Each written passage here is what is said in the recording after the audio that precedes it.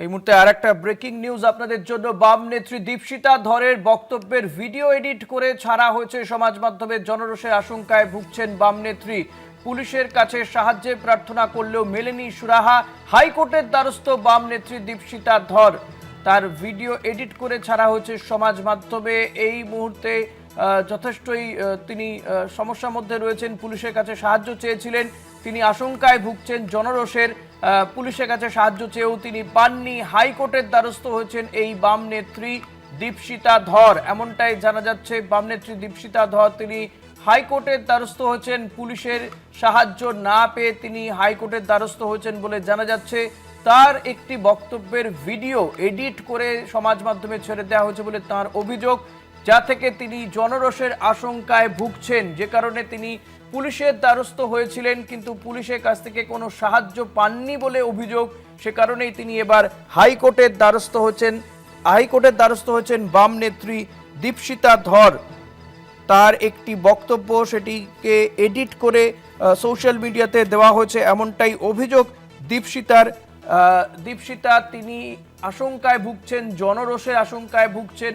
ফলত তিনি পুলিশের দ্বারস্থ হন, কিন্তু পুলিশের দ্বারস্থ হলেও পুলিশের পক্ষ থেকে কোনো সাহায্য তিনি পাননি, সুরাহা তার হয়নি, এমনটাই তার অভিযোগ। এবং সেই অভিযোগ নিয়েই তিনি এবার হাইকোর্টের দ্বারস্থ হয়েছেন বলে জানা যাচ্ছে। বাম নেত্রী দীপশিতা ধর তিনি এবার হাইকোর্টের দ্বারস্থ হলেন। পুলিশের কাছে সাহায্য প্রার্থনা করেও তিনি পাননি।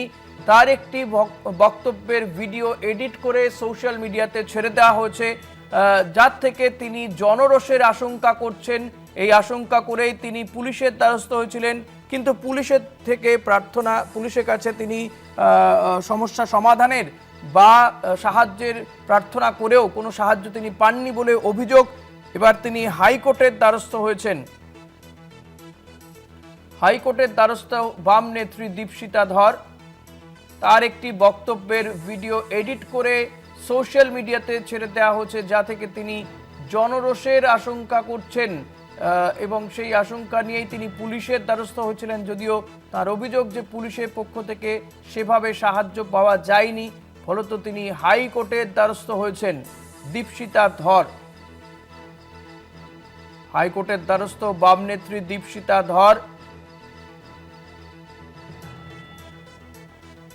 বাম নেত্রী দীপশিতা ধরের বক্তব্যের ভিডিও এডিট করে সমাজ মাধ্যমে ছাড়া হয়েছে, যা থেকে তিনি জনরোষের আশঙ্কা করছেন, পুলিশের দ্বারস্থ হলে সাহায্য পাননি। এবার হাইকোর্টের দ্বারস্থ বাম নেত্রী দীপশিতা ধর।